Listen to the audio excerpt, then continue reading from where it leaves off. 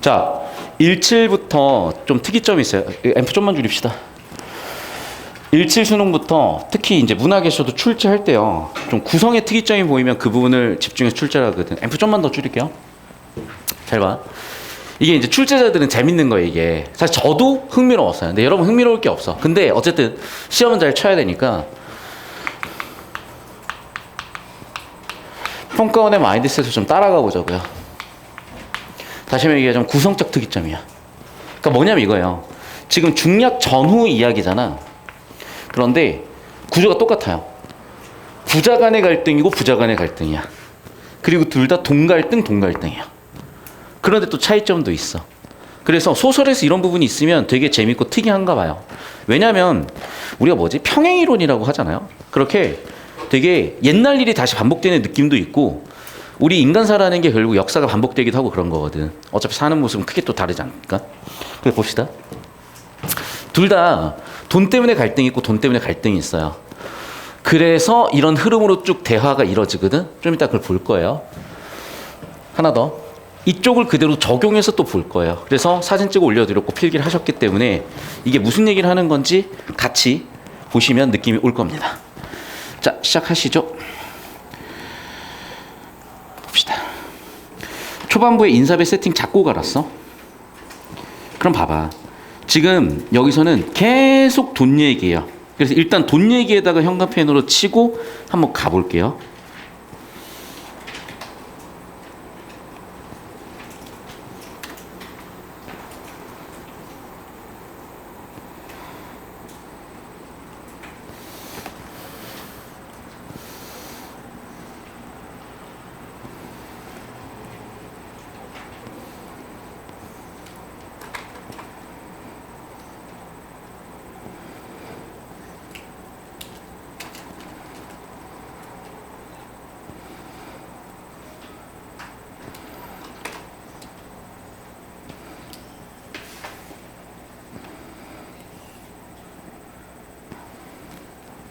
이런 느낌.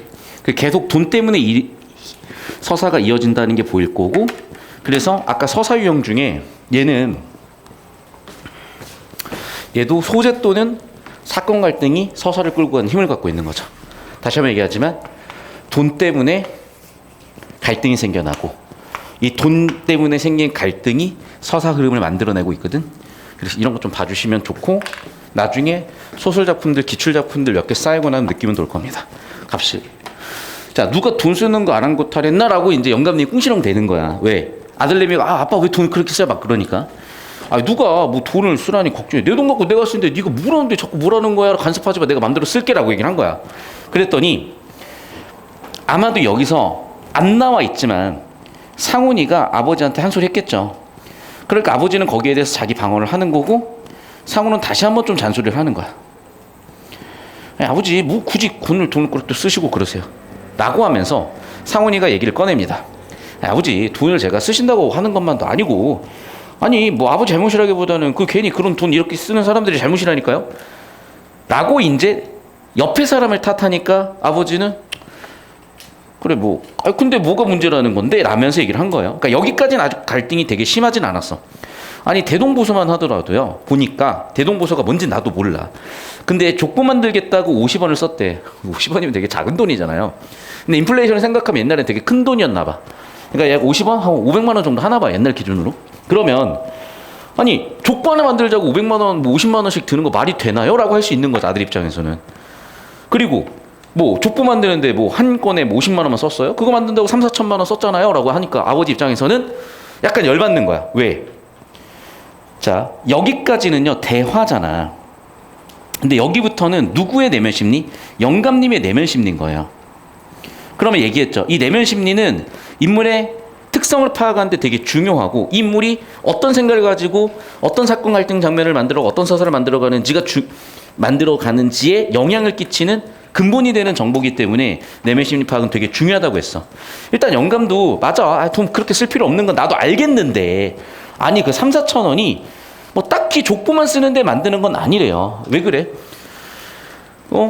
보면은 족보에 막 괜히 이상한 사람들 들어오면 좀 그러니까 사람들이 족보에 이름 올리는 거 되게 싫어하고, 그럼 좀 돈 좀 줘가지고 족보에 이름 좀 올리고 그러고 싶다는 거야. 근데 우리 입장에서는 저 뭔 소리지 그럴 거 아니에요. 근데 옛날 사람 입장이 되게 중요했던 거예요. 저도 되게 웃겼던 경험이 한 번 있어. 제가 한 12년 전쯤인가 기부를 한 번 되게 크게 해가지고 조선일보 이면탑에 난 적이 있어요. 근데 지금은 사실 조선일보의 위상이 그 정도는 아니지. 그러니까 요즘으로 치면요, 요즘도 아니다. 실시간 검색 한 5등 정도 했던 적이 있어. 그때 갑자기 하루에 전화가 한 40통 오는 거야. 기자분들이 어디서 연락처를 안 나는지 뭐 온갖 기자분들이 한 10군데, 20군데, 30군데 전화가 왔었고, 더 웃긴 건 제가 달성배시요. 대구 달성배시거든? 갑자기 대구 달성배시.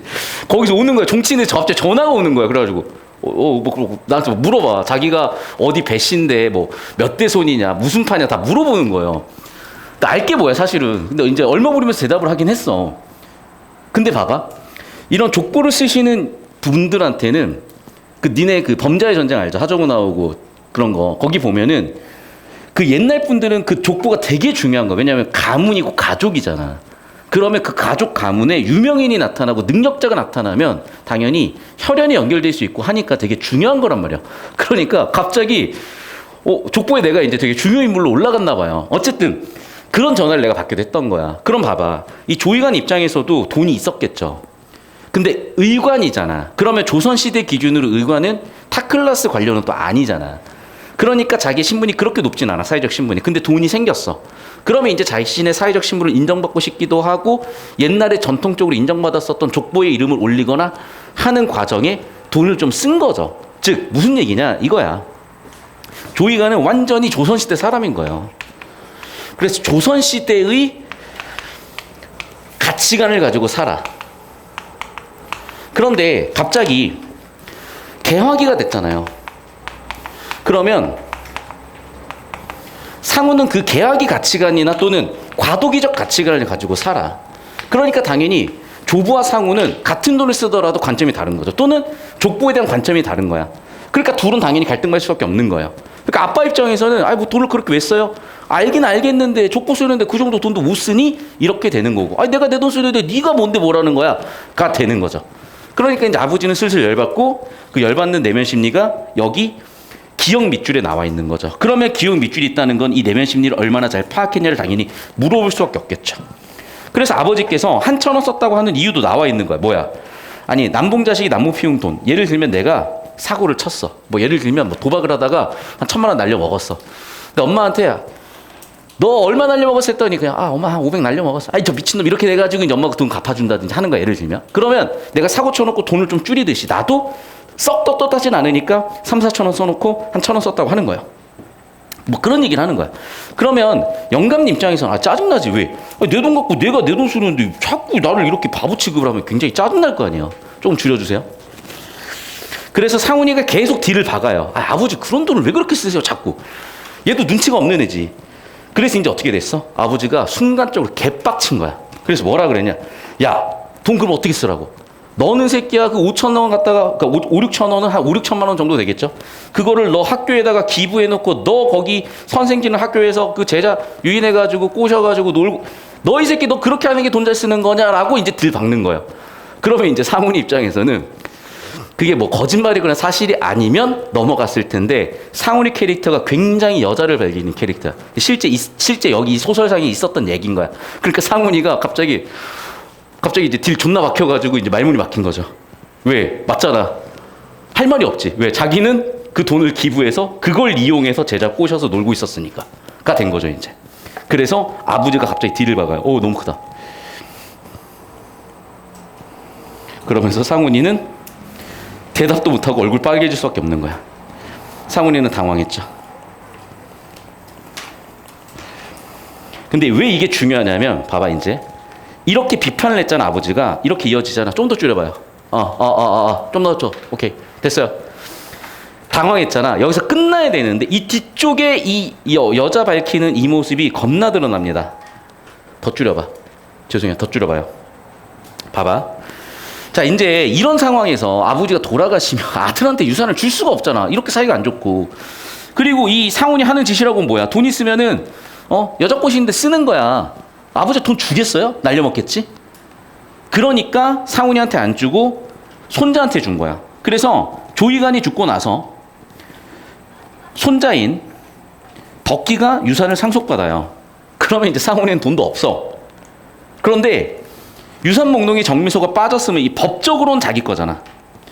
법적으로는 자기 거니까 상훈이는 법적으로 자기 것을 받으려고 하고, 첫 번째 왜 돈이 없으니까, 플러스 자기가 살던 집에 상훈이가 들어왔을 거 아니야. 그러니까 스토리가 충분하지 않으니까 잘은 모르겠어. 그런데 아마도 조이간이 살던 집에 뭐 상훈이가 살았고 상훈이가 사놓은 세간이 있었을 수 있죠.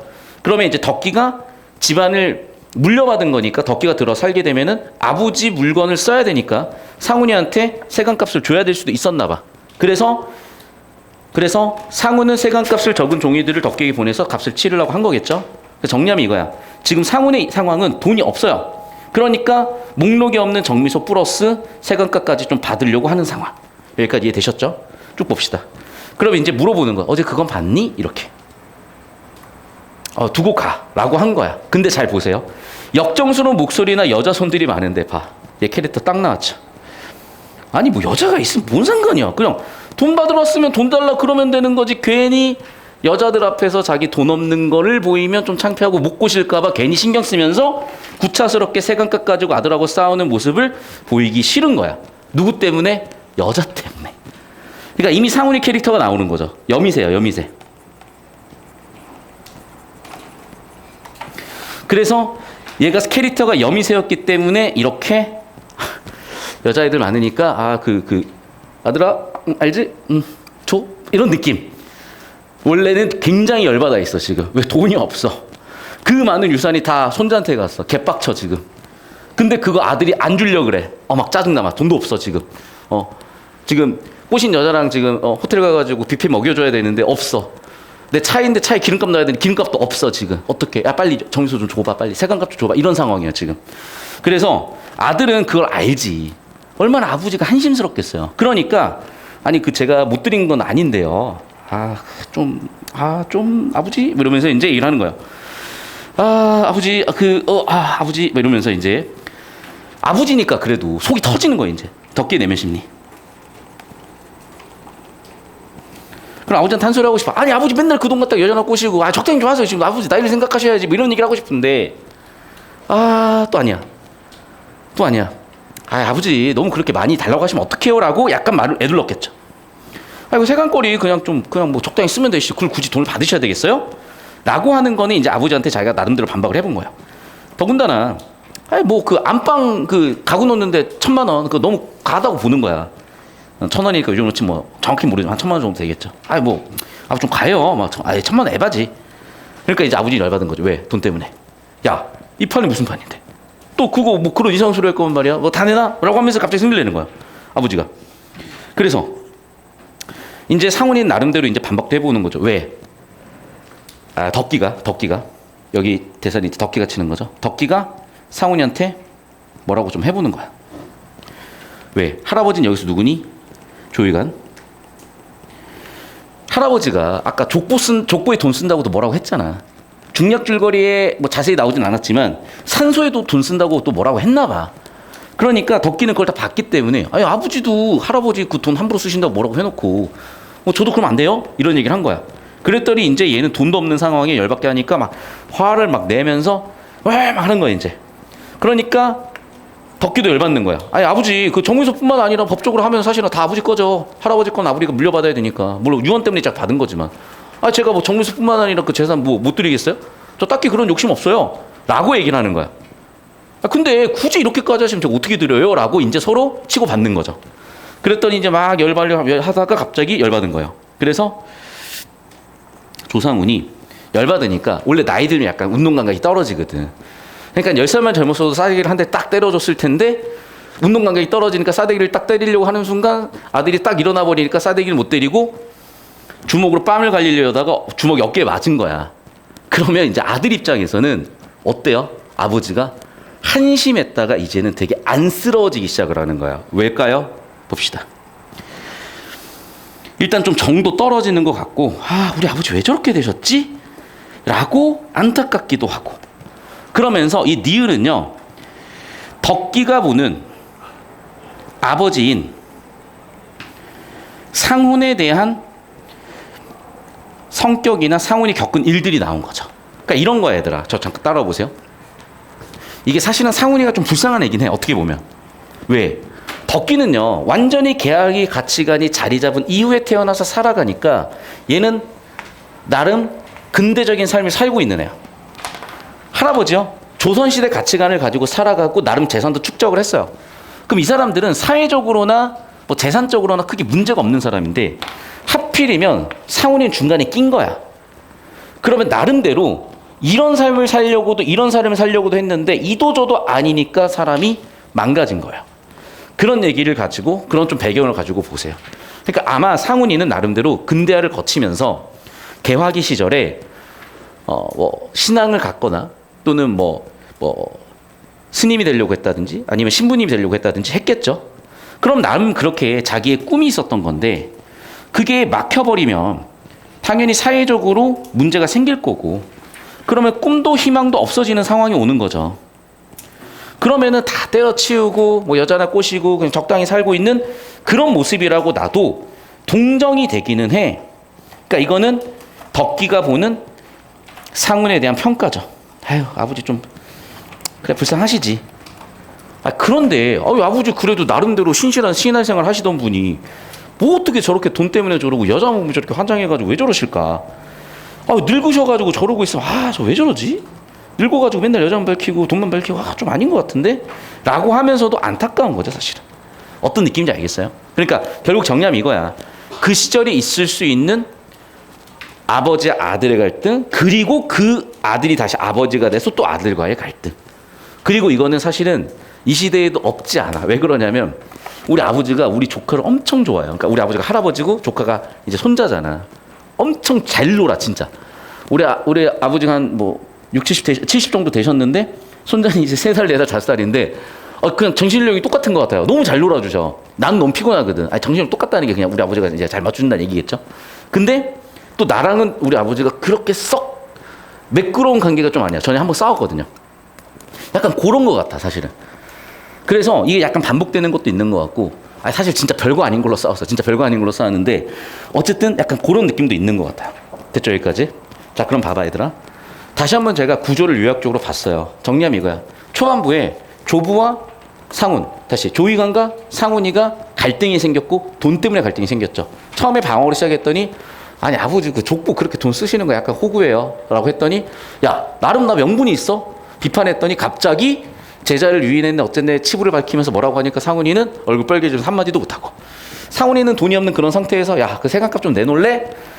못 드리겠어요. 내가 뭐 드려야 되겠어요? 싸대기를 때리려다가 못 때리고 아버지 불쌍하시네 이러면서 전체 흐름은 잡혔다. 자, 그럼 이게 잡히고 나면 정말 정답이 쉽게 보일 거예요. 자, 이렇게 해야 되는 이유는 이거야.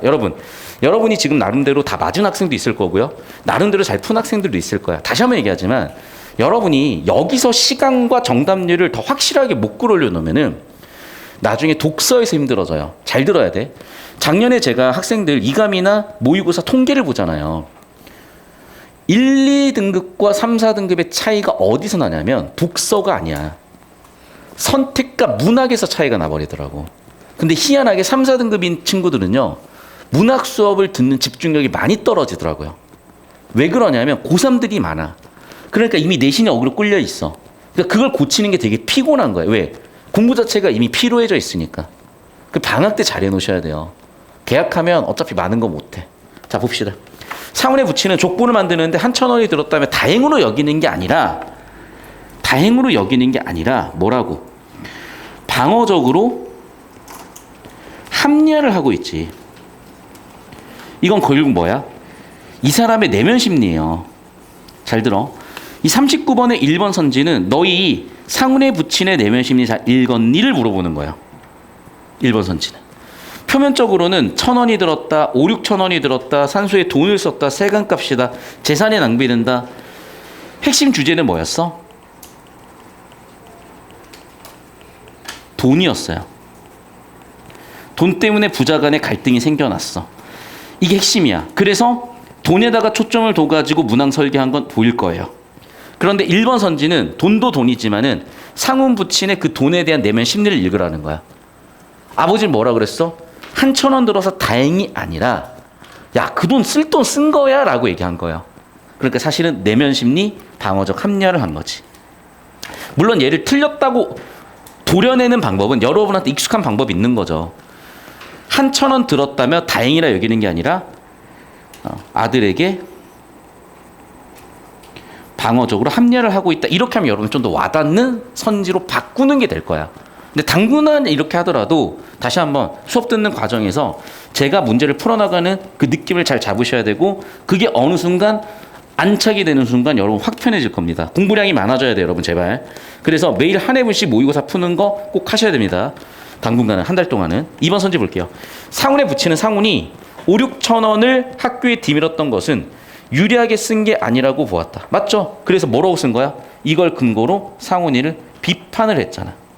비난을 했잖아. 됐죠? 마찬가지야. 상훈이랑 덕기가 갈등하는 장면에서 이 내용이 나왔죠. 덕기의 내면 심리는 그거 아버지한테 들어야 되나? 대사에도 나타났고, 마찬가지죠, 여기도. 왜? 덕기가 굳이 돈을 안 주려고 한 이유가 뭐겠어? 아버지한테 들어봐야 아버지 그냥 뭐 대상 탕진해버리고 여자 꼬신데 쓰니까. 정답은 1번이겠네요, 그러면. 됐죠? 틀린 거 찾는 거니까. 자, 40번 보겠습니다. A의 의미요. 봐봐, 내가 아까 얘기했지. 지금 상훈의 캐릭터 파악하라 그랬어. 상훈의 성격은요, 그러니까 출제자가 의도한 거거든. 중략 전에도 그렇고 후에도 그렇고 바로 드러나죠. 중략 전에도 조이관이 뭐라고 비판을 해요? 너 그 돈 써서 여자들 꼬시는 거 쓰려고 그 돈 썼다는 거야? 이렇게 비판을 했어. 후도 마찬가지야. 상훈이는 얘기를 해야 되는데 지금 누구 신경 쓰고 있어? 여자들이 괜히 여자들한테 괜히 창피할까 봐 여자들 신경 쓰고 있죠. 그럼 봐봐. 지금 상훈은 기본적으로 이런 캐릭터를 가지고 있는 사람이에요. 그럼 이 사람이 이런 캐릭터를 가지고 A처럼 대사를 치고 행동을 한 게 뭐 때문이겠냐고.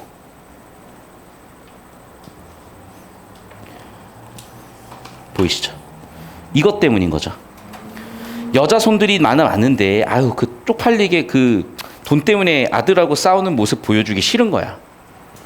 됐나요? 그럼 뭐겠어? 판단해봐. 그럼 뭐겠어? 지금 봐봐. 장면을 생각해봐. 상훈이가 있어. 그 다음에 덕기가 있어. 그리고 주변에 손님들이 되게 많아. 근데 손님들도 많은데 손님들을 다 신경 쓰는 건 아니야. 그냥 여자 손님만 또 신경 쓰는 거야. 뭘 신경 쓰겠어요? 둘이 다툼의 내용이 들리는 걸 신경 쓸 거 아니야. 이해됐니? 그러면 아들한테 뭘 원하면서 그런 행동을 했겠어? 이거죠, 당연히. 쪽팔리게 돈 얘기하지 말고 그냥 줘. 약간 이런 느낌인 거죠. 이해됐니? 그러니까 여러분, 제가 여러분 당장 안 와닿더라도 이걸 잡다 보면은 여러분이 훅 성장하는 게 뭐냐면요, 사람을 읽어낼 수가 있어요. 이게 되게 중요해, 얘들아. 그러니까 여러분, 이런 말들을 들어봤을 거야. 사람을 믿지 말고 상황을 믿어라. 잘 들어, 얘들아. 기본적으로 거짓말이라는 건요, 하나의 생존 기제야. 그리고 솔직하게만 해봐. 니네가 지금 속마음을 다 있는 그대로 얘기한다고 생각을 해봐. 사회생활 불가능해요. 불가능하다니까. 여자친구가 그래. 오빠 나 오늘 좀 예뻐? 그 예쁘단 말 좀 그만 해줄래? 라고 하면 여자친구가 더 이상 사귀겠어요? 존나 예쁜 것 같아. 오늘 존나 예쁜데? 막 이렇게 뭔가 호들갑을 떨면서 기분 좋게 해줘야 그래도 사실은 알지. 자기도 알아요. 아침에 일어나서 거울 보면 자기도 오빠 나 예뻐가 약간 양심 없는 얘기일 수도 있다는 걸 알아, 본인도. 하지만 그렇게 서로 관계를 확인하고 애정을 확인하는 거잖아. 괜히 길 가다 듣고 못생긴 애들끼리 뭔 소리 하는 거야. 그러지 말라고. 나름대로 애정 표현하고 서로 사랑하는 모습입니다. 그 아름다운 모습이요. 괜히 그걸 그렇게 비아냥거릴 필요 없는 거야. 그런데 걷다 대놓고 솔직하게 얘기한다고 길 가다가 제가 봤을 땐 좀 못생긴 것 같은데라고 뭐하러 얘기를 하냐고. 사회생활을 못하는 거야, 그거는. 다시 한번 얘기하지만 그런 인간들의 행동을 읽어내는 게 되게 중요하다고. 왜? 여러분이 그냥 무인도 들어가 살 게 아니잖아. 여러분 연애도 해야죠. 친구도 만들어야죠. 사회생활도 해야죠. 직장생활도 해야죠. 배워야죠. 다른 사람과의 관계를 가지고 즐거운 일들이라든지 의미 있는 경험도 해봐야죠. 때때로 문제가 있는 인간관계 극복도 해봐야죠. 그러면 사람에 대해서 알아야 된다는 거예요. 사람이라는 존재는 얘기하죠. 이성도 있어. 근데 감정도 있어. 감정은 논리적으로 설명이 안 돼, 얘들아. 이성은 논리적으로 설명이 돼. 감정은 그냥 감정적인 거야. 맞잖아. 아니, 나는 그냥 내 여자친구가 예뻐. 남들은 못생겼다. 나 예쁜데 뭔 상관이야. 나 그냥 좋은데. 그런 거예요. 그냥 나의 감정은 좋은 거야. 오늘 피자 먹을래? 치킨 먹을래? 그냥 오늘 치킨이야. 왜? 치킨이 좋으니까. 좋은 거인 이유가 없는 거야. 그러면 그런 인간의 감정도요, 우리가 읽어낼 수 있어요. 이런 경험을 하다 보면. 그리고 인간은 뭐도 있어, 사실은? 본능도 있는 거야. 그러니까 자꾸 인간을 우리는 이성적으로만 해석하려고 하거든요. 안 돼. 그러면 사고가 터져. 그래서 고전 경제학이 사고가 터진 거예요. 왜? 인간은 본능 때문에 불안해서 갑자기 패닉셀을 해. 그러면 갑자기 오버슈팅 해가지고 자산 가치가 폭 나가는 건 설명이 안 되는데, 본능이라면은 불안 회피 심리니까 설명이 되죠. 그런 거예요, 예를 들면. 그래서 사람을 읽어내기 위한 여러 가지 방법들 중에 이성적 정보는 우리는 독서에서 공부하는 거고, 감정적 정보는 문학에서 배우는 겁니다. 오케이? 그런 거야, 그런 거. 그러면 봐봐. 아버지가 왜 아들한테 알지, 그 얘기 자세히 얘기하지 마 라고 하는 이유는 뭐겠어? 괜히 여자들한테 쪽팔리면 못 꼬실 거니까. 알겠어요? 왜? 여미새니까, 얘는. 이해했어? 그러니까 A 의미는 뭐겠어? 그래, 아들이 말하고자 하는 걸 얘기하지 마. 크게 얘기하지 마. 그냥 줘. 약간 이런 느낌으로 얘기한 거겠죠. 42번 보겠습니다. 41번 보겠습니다. 자, 그럼 봐봐. 이게 출제자는 되게 즐거웠던 거야, 내면서. 그래서 중략 전 후를 대조해서 물어보는 거죠. 그럼 봐봐. A에서는 조이간이 진짜 극딜 박아요. 조상훈이한테. 너는 네 제자 꼬셔놓고 뭐 할 말이 많냐? 이러면서. 맞죠?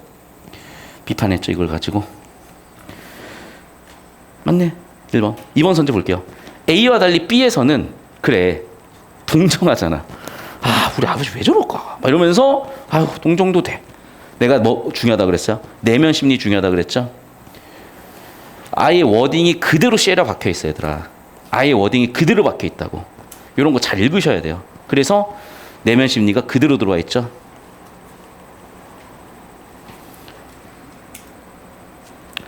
정답은 3번이네.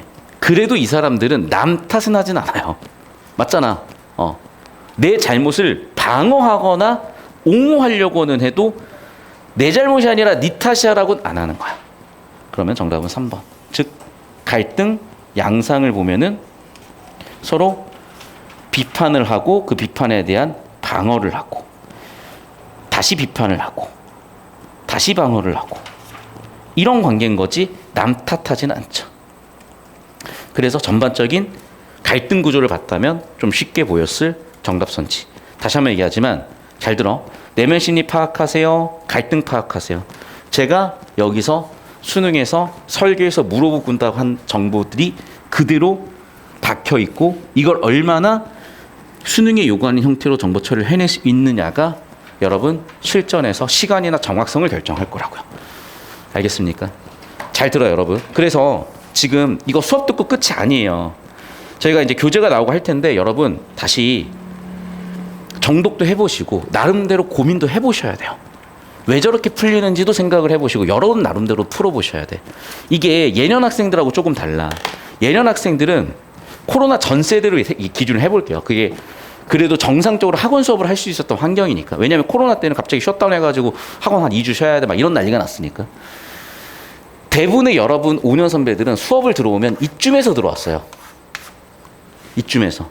그러니까 여기서 같이 고민하고 해결하면 되니까 그래도 뭔가 수업의 궤적이 그렇죠. 좀 더 이쪽에서 좀 고차원적으로 놀았다고. 그런데 지금 여러분 상태를 보잖아. 여러분 생각을 해봐. 텍스트를 하루에 몇 시간 정도 봐요? 잘 생각해 보면. 줄글로 된 텍스트를 과연 여러분은 하루에 몇 시간이나 볼까? 거의 안 보지 않냐? 이게 되게 말이 안 되는 거거든. 봐봐. 사회교과서도 텍스트죠. 영어 교과서도 텍스트죠. 영어 지문 다 텍스트죠. 여러분이 아까 누가 나한테 생물 존나 물어보던데, 생물도 존나 다 텍스트야. 보면 알겠지만 기본적으로 텍스트 정보를 처리하는 건 수험생한테 있어서는 거의 대부분의 시간을 할애해야 되는 문제인 거야. 수학, 수식도 텍스트라고 칠게요. 그런데 요즘 어떤 상태냐? 공부하다 조금 힘들면 인스타 켜. 조금 힘들면 유튜브 봐. 그거는 텍스트 정보가 아니잖아. 시각 정보, 특히 뭐 사진 정보, 동영상 정보잖아. 그러니까 어느새 학생들이 어떤 상태냐면 고3 기준까지는 아니지만 대체적으로 이쪽에서 벌써 문제가 생기는 경우들이 많아. 근데 여러분 이거는요, 고3 수업에서 할 일이 아니야. 내가 이건 해결을 못해. 할 수는 있거든. 고1 수업을 들어와야 돼. 근데 희한하게 고1 수업, 즉 중3에서 고1 들어가는 친구들 수업 한번 들어와 보세요. 굉장히 자세가 남달라, 진짜. 굉장히 애들이 지금 잘 하고 있어요. 그러니까 이거는 사실 초등학교 때 이미 끝나고 왔었어야 되는 거, 여러분이 체력적으로 버티셔야 되는 문제예요. 체력적으로. 확물 탈퇴하셔야 돼. 다시 한번 얘기하자면 1년 안에 끝내야지. 올해 1년 안에 끝내자. 제발. 내년 이맘때쯤 여러분 하고 싶은 거 해야지. 재수하고 알아보고 있을 거야?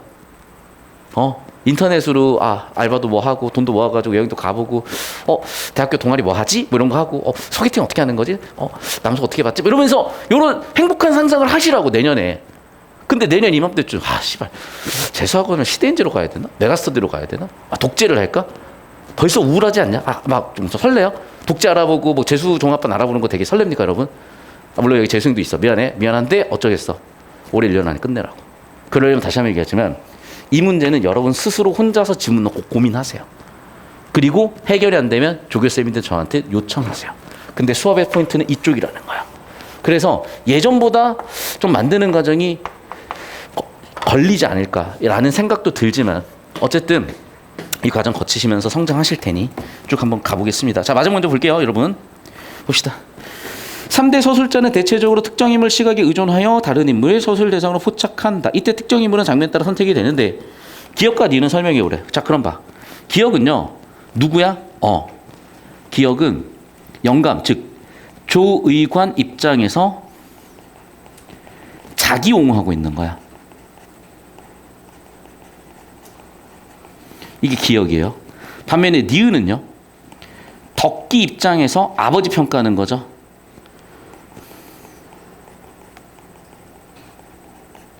그럼 봐봐 얘들아. 정답이 뭐겠어? 봐. 조의관 입장에서 자기 자신을 얘기해. 그러면 자기 자신에 대한 내면 심리도 될 것이고 또는 조의관이라는 사람의 가치관도 보이니까 그 가치관이 보였다면은 그 인물의 성격이 보일 수도 있는 거죠. 됐습니까? 덕기도 마찬가지야. 상훈에 대한 평가를 바탕으로 상훈에 대한 성격을 보여줄 수가 있는 거거든. 자, 인물 정보, 성격이 기억 니은에서 조의관에 의해서 자기 자신의 성격이 드러나고요. 덕기에 의해서 상훈의 성격이 드러나게 되는 거야. 그러니까 정답은 5번이죠. 됐어? 그래서 영감이 자기 자신의 성격을, 여기서는 덕기가 상훈의 성격을 표현하고 있는 거네. 역시나 인물 성격 가지고 선지 만들었다는 게 보여야 되는 겁니다. 아시겠죠? 잘 들어라 얘들아. 다시 한번 얘기하지만 제가 설명하는 방식은 최첨단이에요. 최첨단. 그러니까 우리가 막 진짜 철기 시대의 무기를 들고 싸웠던 사람들한테 갑자기 총을 쥐어주고 갑자기 자주포를 쥐어주니 무시바 어떻게 쓰는 거야가 될 수 있는 거야. 근데 여러분 배우세요. 금방 올라가요. 진짜 확 바뀐다고.